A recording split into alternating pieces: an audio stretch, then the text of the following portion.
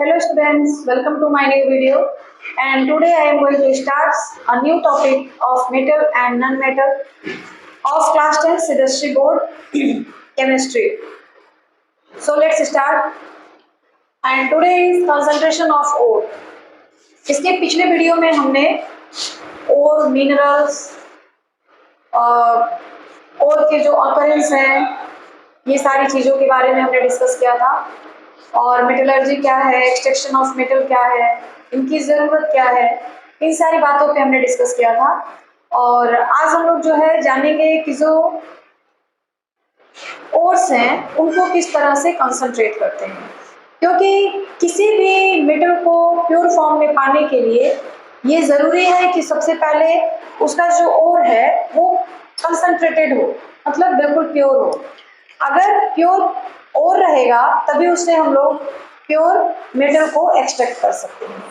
तो हम लोग आज के वीडियो में खासकर यही जानेंगे कि किस तरह से किसी ओर को हम लोग कंसंट्रेटेड कर सकते हैं। तो किसी भी ओर को कंसंट्रेटेड करने के लिए, प्योर करने के लिए हमारे पास मेन 4 तरीके होते हैं। There are 4 method for the concentration of an ore and first one is gravity separation method. Gravity separation method क्या होता है? इसका एक दूसरा भी नाम है हाइड्रोलिक वॉशिंग। हाइड्रोलिक वॉशिंग ये क्या होता है? तो इस मेथड से जनरली हम लोग ऑक्साइड ओर्स जो होते हैं उनको कंसंट्रेट करते हैं। ठीक है, इस मेथड से हाइड्रोलिक मेथड जो है, इस मेथड से हम लोग जनरली जो ऑक्साइड ओर होते हैं उनको हम लोग प्योर करते हैं, प्योरीफाई करते हैं, क्योंकि इसमें जो होता है, जो मेटल्स होते हैं वो काफ़ी हैवी होते हैं और उनकी जो डेंसिटी, उनके जो इम्प्योरिटीज होते हैं वो लाइटर होते हैं, हल्के होते हैं। और यह जो है मेनली इसी पर बेस्ड होता है कि जो गैंग हो, जो हमारा ओर है उसमें जो गैंग हो यानी इम्प्योरिटीज हो और जो ओर हो, उन दोनों की डेंसिटी में काफ़ी अंतर हो। एक भारी हो और एक जो हो हल्का हो। चाहे आपका जो प्योर मेटल है, सॉरी जो ओर है वो भारी हो या फिर जो इम्प्योरिटीज है वो भारी हो, एक कोई हल्का होना चाहिए और दूसरा जो हो हैवी हो, तब जाकर के हम लोग ये मेथड यूज करेंगे। ठीक है, तो वही लिखा गया है, this method is for concentrated of oxide ore of heavy metal such as tin iron. This method is based upon the difference in the densities of ore and the gangue. The powdered ore is spread on a specific type of table having grooves on the top and a stream of water is thrown from one side of the table. The gangue particles are lighter, washed away with the stream of water, leaving heavy particles on the table. कहने का मतलब ये है कि जो ओर होता है उसके जो इम्प्योरिटीज होते हैं वो लाइटर होते हैं और जो ओर होता है वो हैवी होता है। दोनों के डेंसिटी में काफ़ी अंतर होता है, तब हम लोग ये प्रोसेस यूज करते हैं। इसमें क्या होता है कि एक टेबल होता है और उस टेबल की खासियत ये होती है कि वो इस टाइप का होता है। टेबल जो हो इसकी बनावट इस टाइप की, ठीक है, और इसमें ग्रुप्स बने होते हैं। ग्रुप्स ये क्या है कि टेबल जो होता है उस पर इस तरीके से किया हुआ रहता है, इस तरीके से। ठीक है, हम लोग क्या करते हैं, मतलब ये लाइन नहीं रहेगी, टेबल का जो स्ट्रक्चर होता है इस तरह का होता है। ठीक है,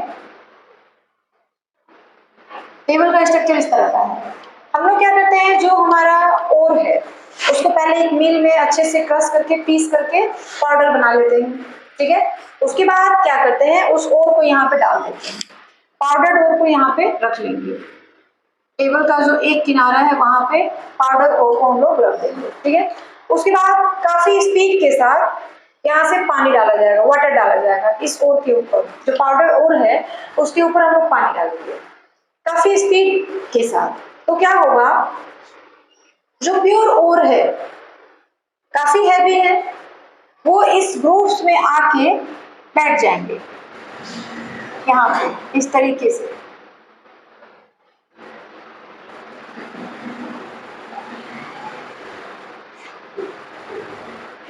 ठीक है, और जो लाइटर पार्टिकल पार्टिकल्स हैं, यानी जो इम्प्योरिटीज हैं ओर में, वो लाइटर है, हल्के हैं, वो वाटर के साथ क्या हो जाएंगे, बह के बाहर निकल जाएंगे। और जो हैवी पार्टिकल्स हैं, जो प्योर ओर है, वो इस ग्रुप्स में आकर के बैठ जाएंगे। बाद में इसको हम लोग वहां से निकाल लेंगे, ड्राई कर लेंगे, और हमारा ओर जो हो गया वो कंसंट्रेटेड हो गया, प्योरीफाई हो गया। ठीक है, तो इस मेथड से जब हम लोग किसी ओर को प्यूरिफाई करते हैं तो उसको हम लोग नाम देते हैं ग्रेविटी सेपरेशन और हाइड्रोलिक वॉशिंग। ये फर्स्ट मेथड है फॉर द कंसंट्रेशन ऑफ ए ओर, किसी ओर को प्यूरिफाई करने का। ठीक है, और ये आपको अच्छे से समझ आ गया है। इसमें आपको कुछ नहीं याद रखना है, बस एक टेबल हो, उसका स्ट्रक्चर इस तरह से हो, एक तरफ थोड़ा ऊंचा हो, दूसरी तरफ लोअर पॉइंट हो, और इसमें छोटे छोटे ग्रुप्स बने हो। जब हम लोग जो ओर है उसको पीस देंगे पिलबू पाउडर की तरह किसी मिल में, और एक ईंट पे रख देंगे, वहां से पानी वाटर का तेज फ्लो करवाएंगे, तो जो हैवी पार्टिकल्स होंगे वो इस ग्रुप्स में जाके बैठ जाएंगे, चाहे वो इम्प्योरिटीज हो या फिर आपका गैंग हो, और जो लाइटर पार्टिकल्स होंगे वो वाटर के साथ बाहर निकल जाएंगे। तो यहाँ पे हैवी पार्टिकल्स जो होते हैं वो ओर होते हैं, जो कि इस ग्रुप्स में बैठ जाते हैं, और जो इम्प्योरिटीज होती हैं वो हल्की होती है, पानी की तेज धार के साथ बहकर पानी के साथ बाहर निकल जाती है। ठीक है, now the second method for concentration of ore. अब हम लोग कंसंट्रेशन ऑफ ओर के लिए जो सेकेंड मेथड है उसके बारे में जानेंगे। पहला मेथड था हमारा जो हमने अभी लिखा था, पहला वाला मेथड जो था वो था बाई हाइड्रोलिक प्रोसेस से हम लोग किस तरीके से किसी ओर को कंसंट्रेट करते हैं, प्योरीफाई करते हैं। अब जो हमारे पास दूसरा मेथड है वो है फोर्थ फ्लोटेशन मेथड। ये क्या होता है? फोर्थ फ्लोटेशन मेथड में क्या किया जाता है, इससे जनरली जो ओर सल्फाइड के फॉर्म में पाए जाते हैं। आपने जब ओर के बारे में लिखा था, हमने एक आपको टेबल बनाया था, उस टेबल में सारे ओर्स के बारे में लिखा गया था। तो जनरली जो सल्फाइड ओर होते हैं उनका प्यूरिफिकेशन इस मेथड से किया जाता है। ठीक है, और इसमें जो होते हैं जिंक, कॉपर और लेड, जिंक, कॉपर और लेड के जो सल्फाइड ओर होते हैं उनका प्यूरिफिकेशन इस मेथड से किया जाता है। और इसमें क्या होता है कि जो पाउडर ओर होते हैं उनको पहले किसी मिल में पीस करके पाउडर बना दिया जाता है, उसके बाद एक बड़े से टैंक में डाल दिया जाता है। तो उस टैंक में वाटर भी होते हैं, और उसमें थोड़ा सा पाइन ऑयल डाल देते हैं। पाइन ऑयल से क्या होता है, झाग बनता है। पाइन ऑयल जैसे उसमें डालते हैं और काफी प्रेशर के साथ उसमें एयर पास करवाया जाता है। जब काफी प्रेशर के साथ उसमें एयर पास करवाया जाता है तो क्या होता है कि जो सल्फाइड ओर होते हैं वो हल्के होते हैं, फोर्थ बना लेते हैं, स्कम बना लेते हैं, झाग बना लेते हैं, और जो टैंक है उसमें ऊपर की तरफ टॉप ऑफ द लेयर के रूप में बन जाते हैं। और जो गैंग होते हैं, जो इम्प्योरिटीज होती हैं, वो जब वाटर से भीग जाती हैं तो वाटर से भीगने के बाद वो भारी हो जाती है और नीचे जाके बैठ जाती है। उसके बाद जितना झाग बना रहता है उसमें सारे सल्फाइड ओर जो होते हैं वो चिपके हुए होते हैं। उसको हम लोग दूसरे टैंक में मिलते हैं और सुखा करके धीरे धीरे ये सारे ओर्स जो होते हैं एक के साथ एक कोलाइड हो जाते हैं, और हम उसको सुखा करके जो हमारा सल्फाइड ओर है उसको प्योर फॉर्म में प्राप्त कर लेते हैं। ठीक है, तो इसमें हम लोग क्या करते हैं, सबसे पहले एक बड़ा सा टैंक हमने लिया, इसमें जो है हमने वाटर भर दिया,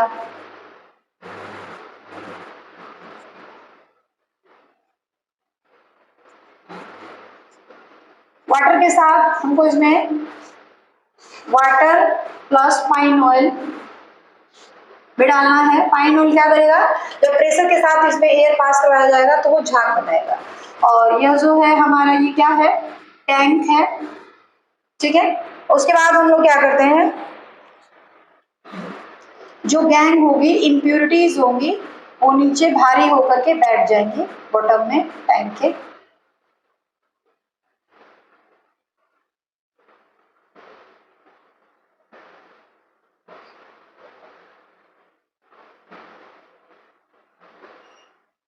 ये हमारे गैंग है।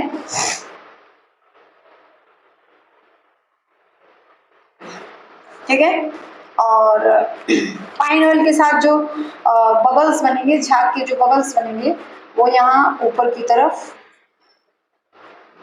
इस तरीके से हैं। ये सारे झाग हैं। ठीक है, और इसमें हमने क्या किया है, काफी तेज प्रेशर के साथ एयर पास करवाया गया है इसमें।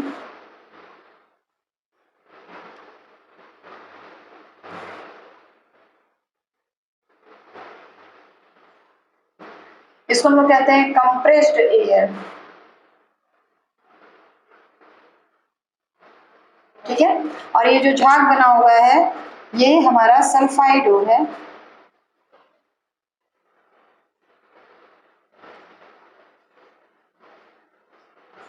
ठीक है, तो हमने क्या किया है, एक बड़ा सा टैंक लिया है, टैंक में हमने वाटर और थोड़ा सा पाइन ऑयल डाल दिया है, पाउडर ओर करके इसमें डाल दिया गया है।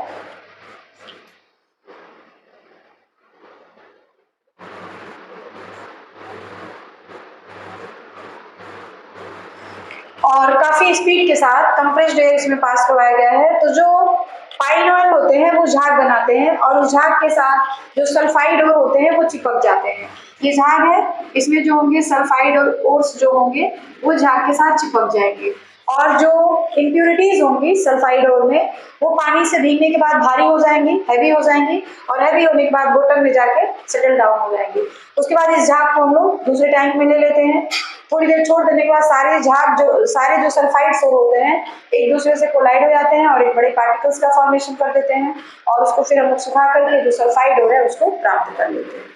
तो इस तरीके से इस प्रोसेस का नाम है फोर्थ फ्लोटेशन मेथड। और इस तरीके से हम लोग कॉपर, जिंक और लेड इन तीन तरह के ओर्स जो होते हैं, सल्फाइड ओर्स जो होते हैं, उनका कंसंट्रेशन किया जाता है। आगे बात समझ में। Now the third method for the concentration of ore and that is electromagnetic separation। अब ये इलेक्ट्रोमैग्नेटिक सेपरेशन जो है ये क्या होता है?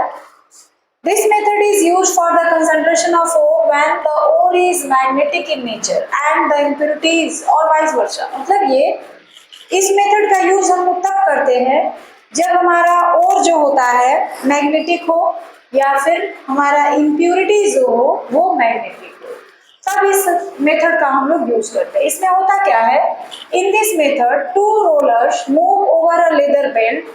One of the roller is magnetic and the other is non-magnetic. The powder ore are dropped over the belt on the side of non-magnetic roller. Particles travel over the belt and reach the magnetic roller and the magnetic particles are attracted by magnetic roller। इसमें होता क्या है, दो इस तरह के दो rollers होते हैं, ठीक है, जो एक चमड़े के बेल्ट के सहारे मूव करते हैं, चलते रहते हैं।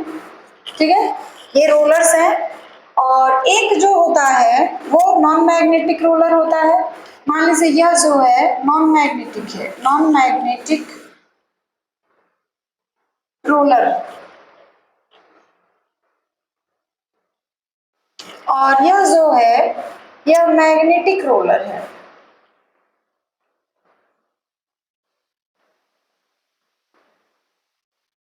ठीक है, यहाँ पे जो नॉन मैग्नेटिक रोलर है उसके ऊपर हम लोग पाउडर ओर को डाल देते हैं। एक मील में पहले पाउडर को पीस लेते हैं, मतलब ओर को हम लोग पीस लेंगे और यहाँ पर नॉन मैग्नेटिक रोलर जो है इसके ऊपर हम लोग डाल देते हैं। ठीक है, इस तरीके से जो पाउडर ओर है वो मैग्नेटिक रोलर के पास आता है, बेल्ट के सहारे, जो लेदर बेल्ट है उसके सहारे मैग्नेटिक रोलर के पास आता है।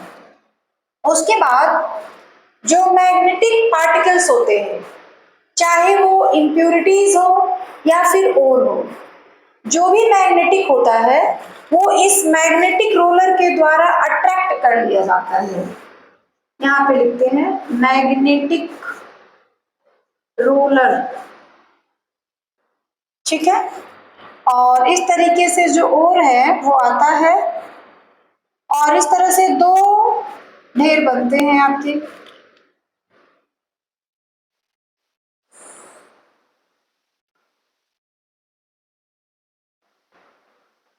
जो मैग्नेटिक रोलर होता है वो क्या करता है, जो इम्प्यूरिटीज होती है या जो ओर्स होते हैं, जो मैग्नेटिक पार्टिकल्स होते हैं, उनको अट्रैक्ट कर लेता है। ठीक है, और उनको अपने जस्ट अपने नीचे जो मैग्नेटिक रोलर है उसके नीचे वो एक अलग ढेर बनाता है, और जो नॉन मैग्नेटिक पार्टिकल्स होते हैं, चाहे वो इम्प्यूरिटीज हो चाहे वो और हो, जो मैग्नेटिक रोलर है उससे कुछ दूरी पर इकट्ठा होते हैं। ठीक है, और इस तरीके से जो ओर्स होते हैं मैग्नेटिक होते हैं वो अलग अलग हो जाते हैं, उनकी इम्प्यूरिटीज अलग हो जाती है, और जो ओर्स होते हैं प्यूरिफाइड ओर्स अलग हो जाते हैं। तो इसमें होता क्या है, किस तरह से दो रोलर हमने लिया है और दोनों को एक बेल्ट के सहारे मूव कराया जा रहा है। उसके बाद जो पाउडर ओर है उसको हम लोग यहाँ से डाल दे रहे हैं, इस तरीके से पाउडर ओर को इस तरीके से, और ये जो दोनों रोलर्स होते हैं वो हमेशा मूव करते रहते हैं। ये मैग्नेटिक पार्टिकल्स है,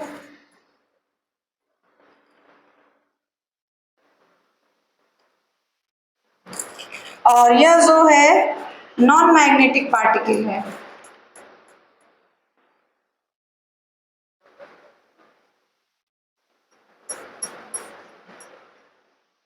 ठीक है, तो जब ये बेल्ट के सहारे सारा ओर्स जो होता है पाउडर ओर वो जब यहाँ आता है मैग्नेटिक रोलर के पास, तो जो मैग्नेटिक रोलर होता है वो मैग्नेटिक पार्टिकल को अपनी ओर अट्रैक्ट कर लेता है, और जो नॉन मैग्नेटिक पार्टिकल्स होते हैं उसको दूर कर देता है।